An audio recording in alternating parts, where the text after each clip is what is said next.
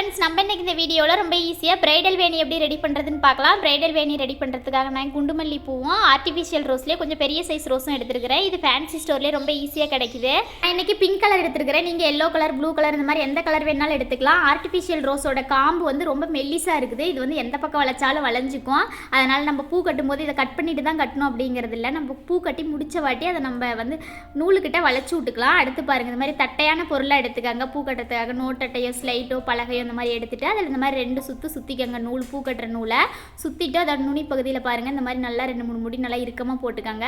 போட்டு அந்த குட்டி நூலை கட் பண்ணிக்கலாம். பெரிய நூலை வந்து இந்த மாதிரி 2 பங்கு நூல் வச்சுட்டு மிச்சத்தை கட் பண்ணிக்கலாம். 2 பங்கு 2.5 பங்கு கூட எடுத்துக்கலாம். முடி போடுறது கொஞ்சம் அதிகமாக தேவைப்படும். அடுத்து முடி போட்டுக்கலாம். பாருங்கள், நம்ம பூ கட்டும்போது இந்த மாதிரி தான் முடி போடுவோம். நூலை வந்துட்டு நம்ம இந்த மாதிரி மேல் பக்கமாக தூக்கி போட்டு கீழ் பக்கமாக இருந்து எடுத்து முடி போட்டுக்கலாம். இந்த மாதிரி ஃபஸ்ட்லேயே 1 முடி 2 முடி போட்டுக்கோங்க. அப்போ தான் பூ கட்டும்போது இந்த சைடு நழுவிட்டு வராமல் இருக்கும். அடுத்தது பாருங்கள், இந்த மாதிரி மேல் பக்கமாக ஒரு பூவும் அடுத்தது இந்த மாதிரி கீழ் பக்கமாக ஒரு பூவை எடுத்து வச்சுக்கலாம். எடுத்து வச்சுட்டு நம்ம விரல்களால் பாருங்கள் முடி போடும்போது இந்த மாதிரி தள்ளி பிடிச்சிக்கிட்டு முடி போடும்போது தான் முடி வந்து இறுக்கமாக உழுகும். பூ வந்து உதிராமல் இருக்கும். நல்லா பூ கட்டாகாத அளவுக்கு நல்லா இறுக்கமாக முடி போட்டுக்கோங்க.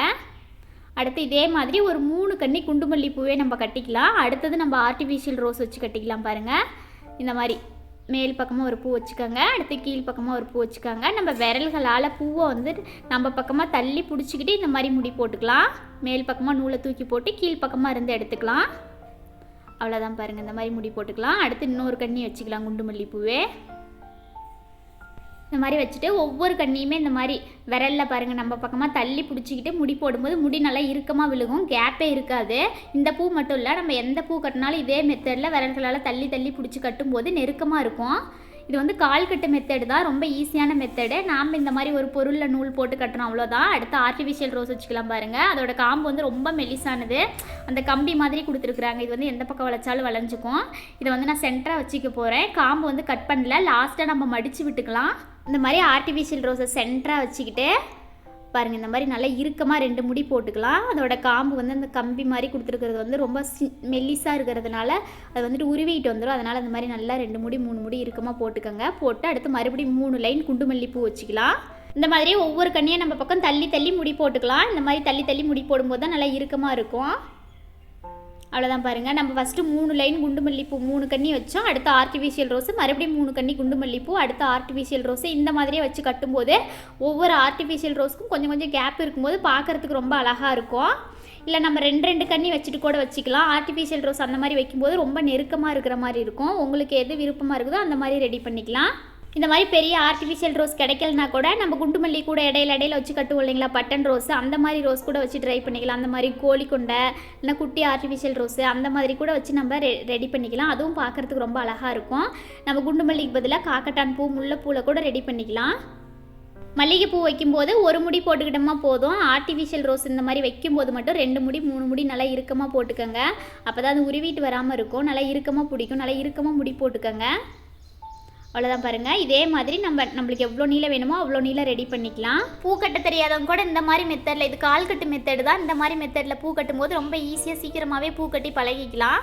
அவ்வளோதான், லாஸ்ட்டுக்கு வந்துட்டு பாருங்கள் இந்த மாதிரி 3 கன்னி குண்டுமல்லி பூ கட்டிட்டு அடுத்து ஆர்டிஃபிஷியல் ரோஸ் வச்சுக்கலாம். ஒவ்வொரு ஆர்டிஃபிஷியல் ரோஸ் வச்சுட்டு அடுத்தடுத்து 3 கன்னி குண்டுமல்லி பூ கட்டிட்டு நம்ம வச்சுக்கலாம். அந்த மாதிரி இருக்கும்போது கேப் வந்து ஈக்குவலாக இருக்கும். பார்க்குறதுக்கு ஒரே மாதிரி ரொம்ப அழகாக இருக்கும். ஆர்டிஃபிஷியல் ரோஸ் வைக்கிற இடத்துல மட்டும் நல்லா இறுக்கமாக 2 முடி போட்டுக்கோங்க. மல்லிகை பூ வைக்கிற இடத்துலலாம் ஒரே முடி போதும். 2 முடி போட்டாமல் அருந்து போயிடும். ஒவ்வொரு இடத்துலையும் ஆர்டிஃபிஷியல் ரோஸ் வச்சுட்டு 3 கன்னி குண்டுமல்லி பூ கட்டிக்கலாம். இந்த மாதிரி மேலே ஒரு பூ கீழே ஒரு பூ வச்சுக்கிட்டு இந்த மாதிரி விரல்களையும் தள்ளி பிடிச்சிக்கிட்டு முடி போடும்போது நல்லா நெருக்கமாக இருக்கும்.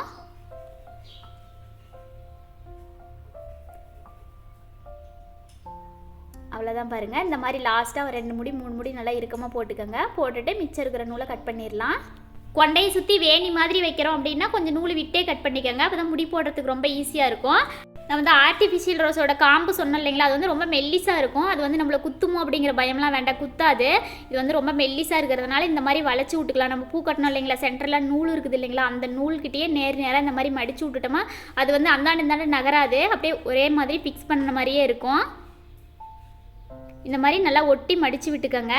இந்த மாதிரி மடித்து விட்டுக்கலாம். அப்படி இல்லைனா கட் பண்ணிவிட்டு அதோட நுனி பகுதியில் நம்ம வந்து ரொம்ப நீளமாக இருக்குது இல்லைங்களா, அதனால் கட் பண்ணிவிட்டு அதோட நுனி பகுதியில் சுருட்டிக்கலாம். நல்லா முடி போட்ட மாதிரி நம்ம கைகளாலேயே சுருட்டிக்கலாம். அந்த மாதிரி கூட பண்ணிக்கலாம். ரொம்ப ஒட்டி கட் பண்ணாமல் அது வந்து ஆர்டிஃபிஷியல் ரோஸ் உருவிட்டு வந்துடும். அதனால் அந்த மாதிரி நான் சொல்கிற மாதிரி உடனே வளைச்சி விட்டுக்கோங்க. இல்லைனா அதோட நுனி பகுதியில் சுருட்டி விட்டுக்கோங்க கட் பண்ணிவிட்டு. அவ்வளோதான் பாருங்கள், ரொம்ப ரொம்ப ஈஸியாக குண்டு மல்லிப்பூவும் ஆர்டிஃபிஷியல் ரோஸும் வச்சு வேணி ரெடி பண்ணியாச்சு. இந்த வீடியோ பிடிச்சிருந்தா மறக்காமல் நம்ம சேனலை சப்ஸ்கிரைப் பண்ணிக்கோங்க. இந்த வீடியோ கடைசி வரைக்கும் ஸ்கிப் பண்ணாமல் பார்த்ததுக்கு தேங்க்யூ ஃப்ரெண்ட்ஸ்.